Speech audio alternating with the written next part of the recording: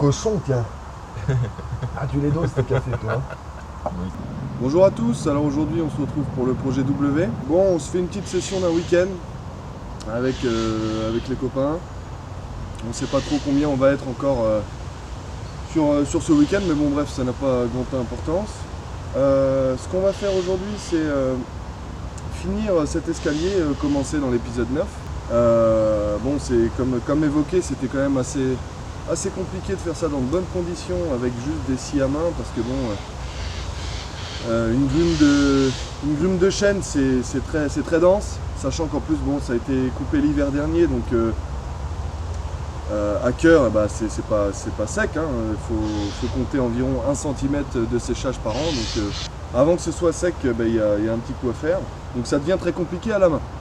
Donc ce que j'ai fait moi, c'est que j'ai ramené une tronçonneuse, on va finir de tailler cet escalier et on va récupérer quelques planches pour faire les mains.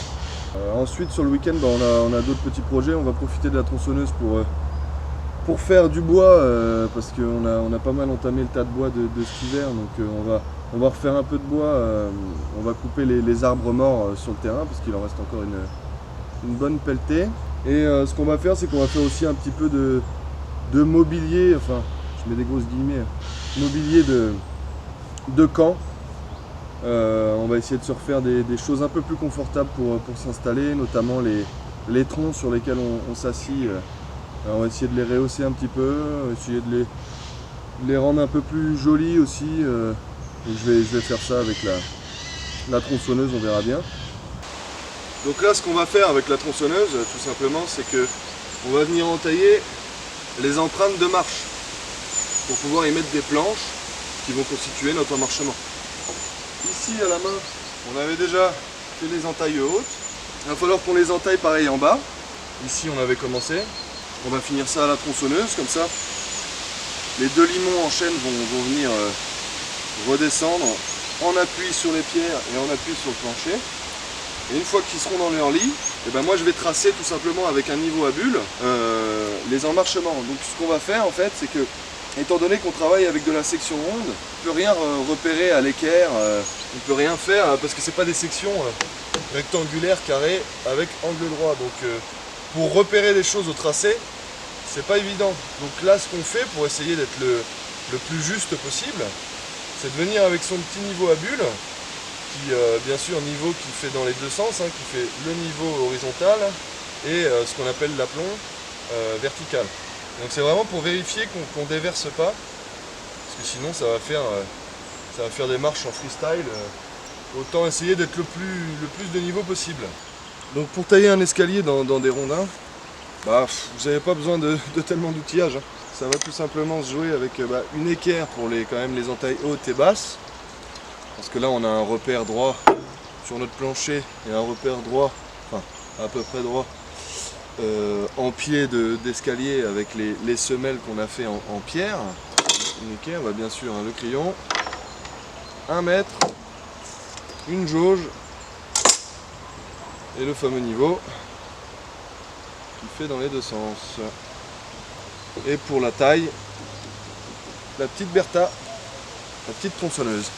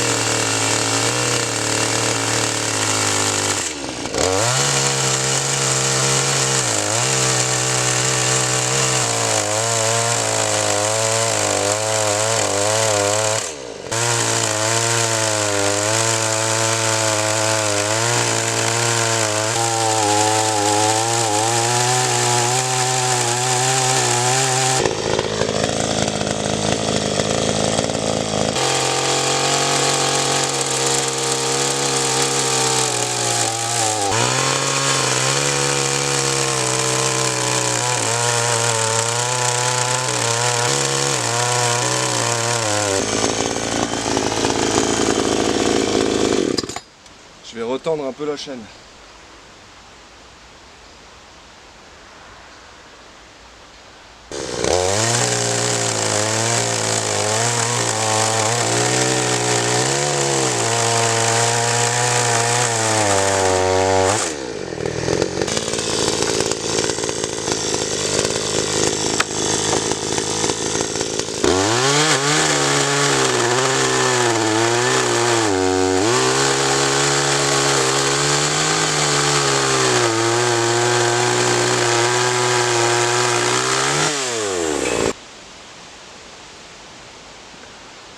c'est pas la plus belle entaille du monde. Hein. C'est un peu difficile de faire ça, mais ça suffira. Là, je vais nettoyer un petit peu l'entaille avec un ciseau à bois. Et puis on va l'essayer, on va le mettre dans son lit. Voir si ça rentre bien. Voilà.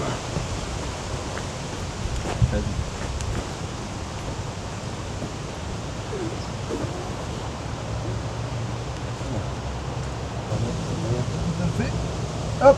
Oh, il est nickel mon gars. Sifflant. Vas-y. Pas sifflant. Et là, ça tient. Bah oui.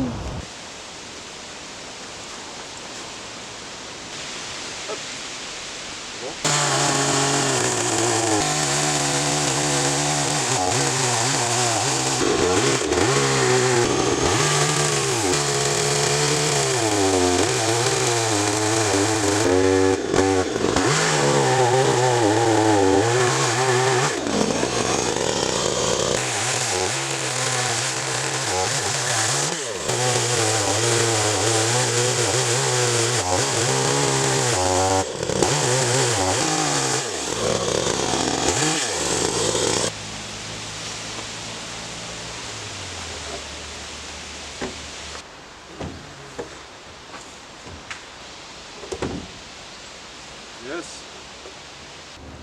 Bon, donc là on est un peu plus loin sur le terrain, on est au niveau de, vous allez reconnaître, ici c'est la souche du peuplier qu'on avait couché dans l'épisode 2 du projet W. Et un peu plus loin, il y a la mare en contrebas. Et la cabane, on l'aperçoit là-bas, on aperçoit le plancher, elle est un peu plus loin là-bas. Donc quand on arrive ici, donc c'est un peu loin de la cabane, on s'est dit qu'on allait faire des toilettes sèches. Donc chose qu'on a faite, on l'a faite il y a déjà un bon petit moment, avec des palettes l'été dernier, je crois bien d'ailleurs. Avec des palettes, bon c'est vraiment des toilettes sèches de fortune en attendant de faire quelque chose de mieux.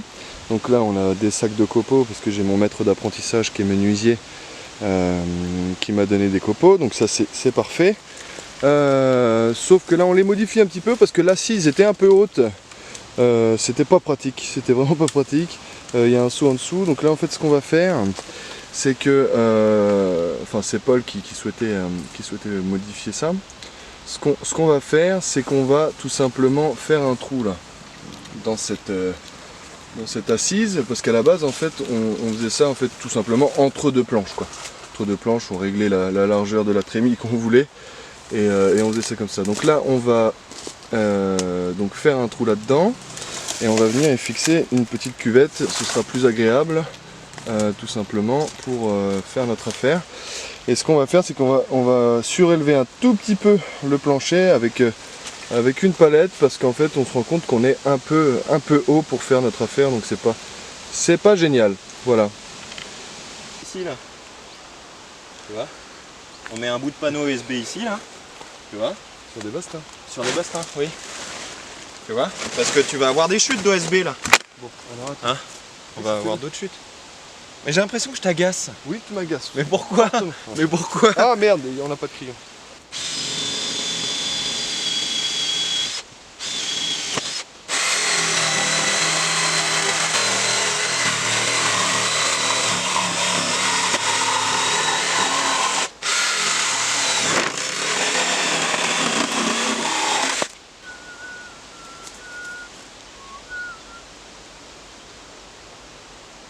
Bon, c'est assez costaud.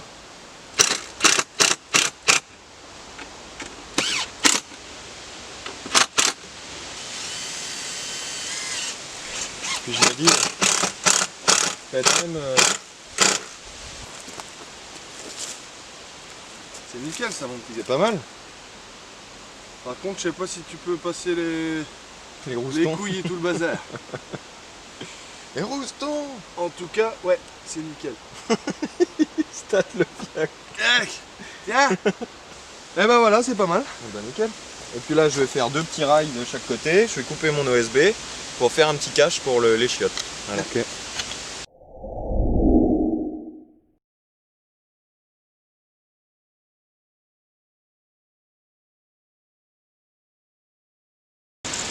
Bon, j'espère que vous allez m'entendre parce qu'il y a pas mal de vent aujourd'hui. Je vais essayer de parler fort. Donc, Ce que je suis en train de faire, je suis en train de calculer mon escalier. Alors comment est-ce que je fais pour calculer un escalier droit comme celui-ci? Il faut se baser sur des valeurs ergonomiques de base. Disons que c'est pour être avoir le plus de confort possible pour marcher sur un escalier. On dit qu'il faut avoir à peu près une hauteur de marche qui avoisine les 17 cm.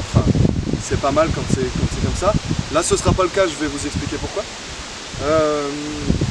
Et ce qui est pas mal également, c'est d'avoir un giron. Alors le giron en fait c'est tout simplement la largeur de la marche. Ça va être le giron en fait c'est le pas en fait qui va se déposer sur la marche. Donc il faut une certaine largeur pour être confortable, pour pouvoir monter l'escalier confortablement et sereinement. Généralement les girons de marche donc, doivent faire environ, pour être bien, 28 cm. Soit 280 mm. Là je vais vous parler en millimètres parce que je calcule, c'est des formations professionnelles de menuisier, on calcule tout en millimètres. Donc 280 mm. Comment est-ce qu'on fait pour calculer son nombre de marches par rapport à cette donnée là? Et bien tout simplement, il faut avoir la longueur de l'escalier. Alors pas la longueur du rampant, hein, pas la longueur en pente, la longueur du point bas jusqu'au point bas aussi du plancher. C'est vraiment juste cette longueur-ci. Alors nous on a une longueur qui fait 1800 mm, soit 1,80 m. Donc là je fais tout simplement une division, j'essaye de tomber sur un nombre de marches tout pile. Donc là en fait au départ j'ai calculé sur ma calculette 1800 divisé par 280 pour le giron qui est le meilleur, donc c'est 280 comme je vous le disais. Je tombais sur 6,4, quelque chose comme ça, 6,5. Donc là je peux pas faire de demi-marche, hein, je suis obligé de tomber sur 6 tout pile. Et donc j'ai continué à faire des divisions et je suis tombé sur donc 1800 divisé par 300 et je tombe sur 6. 300, donc 30 cm de giron, c'est 2 cm de plus que ce qui est normalement préconisé, mais 2 cm c'est pas grave et c'est même mieux d'avoir une marche qui est un peu plus grande qu'une marche qui est plus courte, tout simplement. T'es vraiment un connard toi, pendant que je fais mon explication, toi t'arrives. Je sais pas, si tu veux chercher un bout de bois. Donc voilà, donc il faut jamais en fait être en dessous vraiment de ces valeurs là. C'est pas grave si on est un peu au-dessus, en dessous c'est plus embêtant parce que le pied va vraiment pas avoir la place, l'accroche nécessaire pour monter sereinement. Donc là on est parti sur 6 marches qui vont faire un giron de 300, donc de 30 cm. Ensuite il y a une deuxième donnée à prendre en compte, donc c'est la hauteur de marche. Alors le confort pour la hauteur de marche généralement c'est 17 cm. 17 cm soit 170 mm. Moi j'ai une hauteur à monter totale qui est de 1,40 m, donc 1400 mm. Donc là c'est pareil, je procède par division. 1400 divisé par 6 marches, on tombe sur 233. Donc là il y a quand même un écart de 6 cm de hauteur à monter par rapport à la valeur de 17 cm qui est préconisée. Malheureusement on n'a pas trop le choix. 23 ça reste quand même une valeur qui est pas trop mal, sachant qu'il n'y a pas beaucoup de marche, c'est pas un escalier d'habitation qui va être tout le temps emprunté, donc disons que je m'en satisfais. Alors idéalement, là c'est là où on se rend compte que on fait aussi un petit peu les choses à l'arrache. Idéalement en fait tout ça se calcule en amont, hein. C'est pas une fois qu'on a posé les limons qu'on calcule la hauteur et le giron des marches. Pour avoir le bon nombre de marches, les bonnes hauteurs, vraiment les choses qui sont les plus confortables, il faut tout simplement calculer en amont son escalier avec, normalement si je ne me trompe pas c'est la formule de Blondel. Et en fait ça va nous calculer la longueur que doit faire le limon pour vraiment avoir 17 cm de hauteur à monter et 28 cm de giron pour être vraiment confortable. Là c'est pas le cas, je l'ai fait avec les troncs tout simplement qui étaient à notre disposition, donc j'ai pas cherché à modifier la longueur ou quoi que ce soit. J'ai pris les longueurs que j'avais, j'ai fait mes entailles dedans au plus simple. Et voilà, je ne me suis pas enquiquiné la vie. Donc là, ça va venir un petit peu comme ça va pouvoir. Voilà.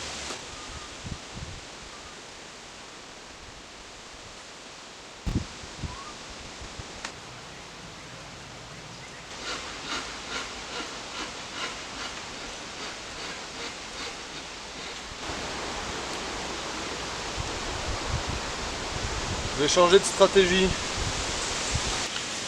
Bon, alors au final, on s'est concerté avec Polo et on va partir sur une solution encore plus simple que ce à quoi je faisais allusion tout à l'heure. En fait, ce petit loupio là que vous voyez là, il est moins con qu'il en a l'air. Il a un aspect un peu bourru, un peu brutasse comme ça, mais des fois il a des petites lueurs, donc c'est pas trop mal. Donc en fait, ce qu'on va faire, c'est que on va encastrer des planches dedans. En fait, on va pas s'embêter, on va juste tracer en fait des traits horizontaux là où on a envie de, enfin avec les hauteurs de marche, on va juste tracer les hauteurs de marche. Et moi en fait je vais faire juste 2 traits de tronçonneuse sur le côté à l'horizontale. Ensuite je vais enlever le bois qui reste dans l'entaille avec un ciseau à bois ou avec un bédane. Et on va venir encastrer les planches dedans, tout simplement.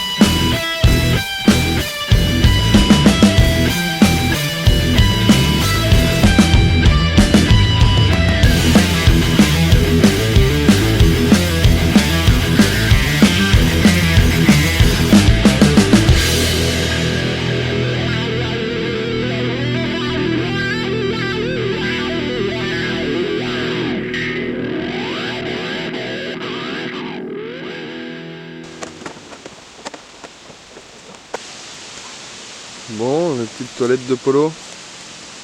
Comment ça se passe ton affaire? Bah pas mal. Après c'est pas hyper beau au niveau des découpes. Mais écoute, déjà on s'en sort. Hein. Là c'est vraiment de bric à de broc hein, pour le coup. Pour des toilettes c'est bien. Ouais. Sur des toilettes on est pas mal. Et donc là tu nous as fait un petit appentis pour les copeaux. Ouais. Parce qu'on en a compris la flotte. Ouais. Voilà.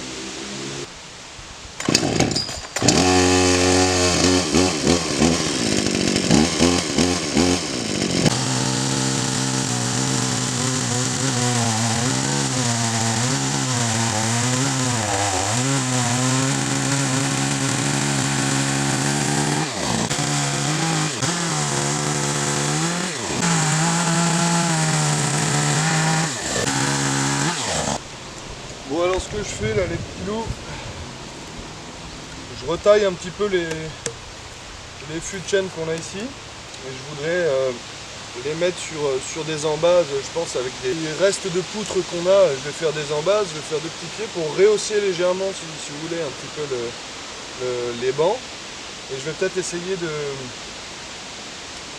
d'aplanir la surface où on s'assoit, parce que passer 2-3 jours à mettre ces petites fesses douillettes là-dessus, ben, je peux vous assurer qu'on a les fesses en compète à la fin du séjour. Et d'autre part, du coup, je vais rallumer le feu parce qu'avec Paul, on a décidé de se faire un bœuf bourguignon. Donc on a laissé là mariner, donc dans la marmite avec donc, du vin rouge, du laurier, du thym, des aromatiques, des oignons, et puis bah, la viande, hein, bien sûr, la viande à bourguignon.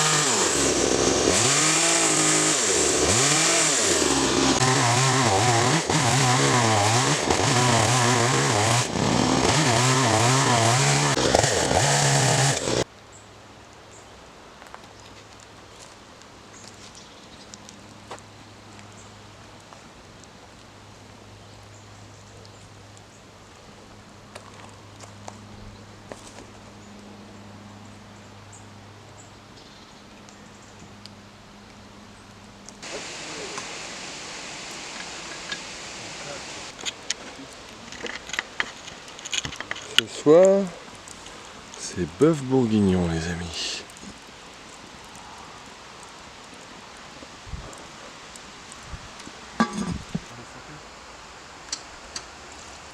Ah, c'est ça qu'on veut, putain. Il en reste un petit bout de viande, t'en as assez toi ou pas? Ou tu veux finir? Tiens, finis. Attends, et toi t'as que ça? J'ai plein moi. Laisse-nous tranquille, on verra, on s'arrangera après. La viande elle est sacrément belle. Très bien cuit.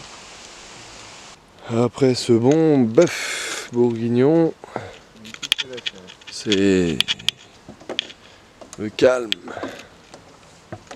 c'est la fatigue. Ces 2 jours passés sur le terrain, tellement fatigué qu'il en a craqué son fiac. Oui. Ah mon Polo. C'était intense quand même. Allez, laisse-toi faire. Quel code. Allez, mon Arrête Polo. Ça va vraiment finir en mode Brokeback Mountain. Debout mes frères, levons nos verres à notre union, notre repère.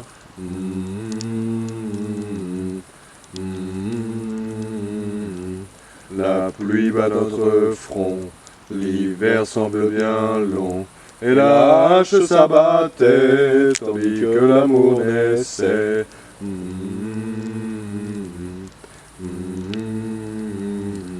La vie cinglait à notre porte, seul le vent l'emporte. Mais une chose en nous, un cri, un souffle fou.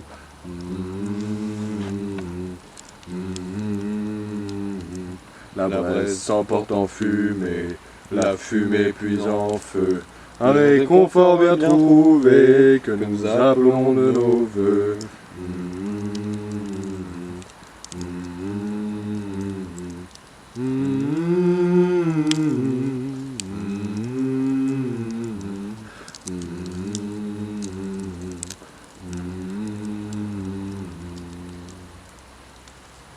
Ça, c'était pas trop mal.